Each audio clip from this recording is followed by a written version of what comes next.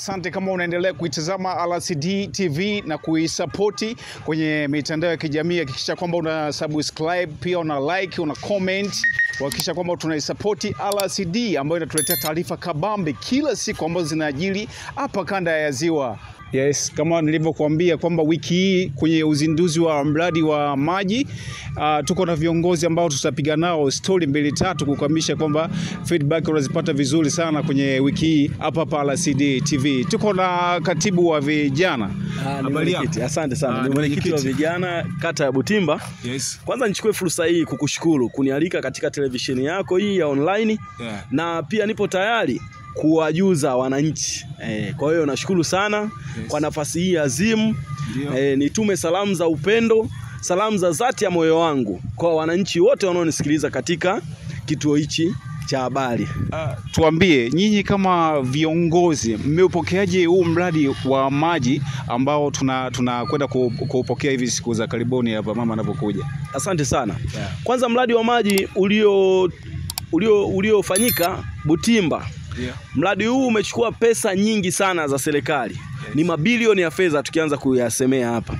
Ila tunamshukuru mama yetu Samia Suluhu kwa sababu mradi pale ulipoachwa ameendeleza kwa kutoa kiasi cha fedha nyingi sana ili kukamilisha miradi.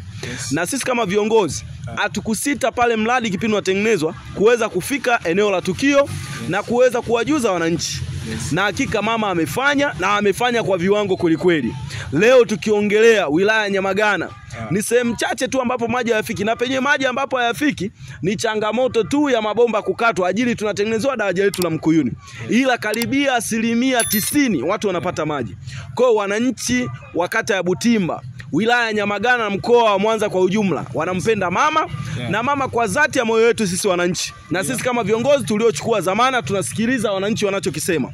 Wapo tayari kukupokea katika mradi wa maji siku ya tarehe 20 utakapokuja, na wapo tayari kukusikiliza unawaambia nini juu ya uzinduzi wako. Lakini watu huko mtaani wanazungumzia huu mradi umekuja kama kisiasa zaidi. Tofauti na nini jinsi mnavyozungumzia? Unajua katika program au katika maisha hata mzazi hauwezi kumaliza changamoto kwa siku moja. Sio, unanielewa? Huu mradi sio kwamba kuja huu mradi ni kwamba maji hayawezi kuwa yanakosekana. Maji yatakosekana kwa sababu mbalimbali kama mabomba, ikitokea uharibifu wa mabomba, hilo ni jambo la mradi. Ni kitu ambacho hakiwezekani. Sio, umenielewa? Ikitokea labda changamoto labda za kiumeme na mambo mengine, hilo sio jambo la kimradi. Mradi una produce.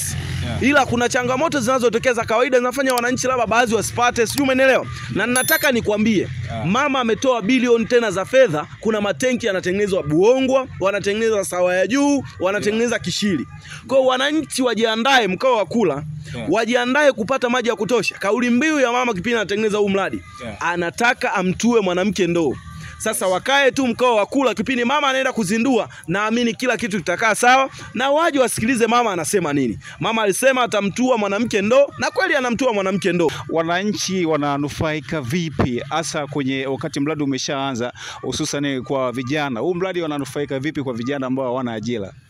Asante. Kwa swala la ajira hatuwezi kumaliza. Yaani mradi wa maji hauwezi kumaliza vijana wote kuhusu swala la ajira. Ila lazima vijana wenzangu watambue itapunguza, sio kwa idadi kile kikubwa, ila baadhi ya watu watapata.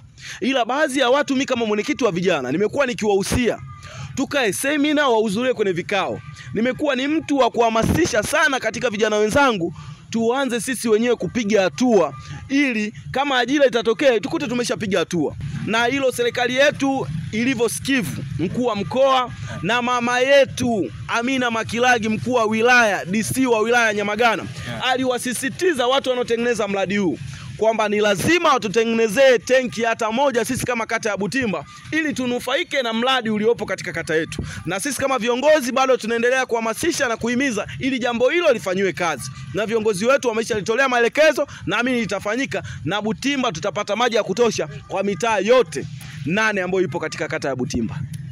Yes, kama alivyotuambia mwenyekiti wa vijana kwamba swala la Butimba watu wa maeneo ya juu na watatengenezewa tenki na wanaendelea kulipigania hilo, kwa hiyo tutaliona very soon, si ndivyo? Ndio. Tutegemee jambo hilo tutegemee, na watu watanufaika kwa ukubwa zaidi. Okay. Basi asante, tunashukuru kwa kuendelea kuitazama RCD TV. We back again.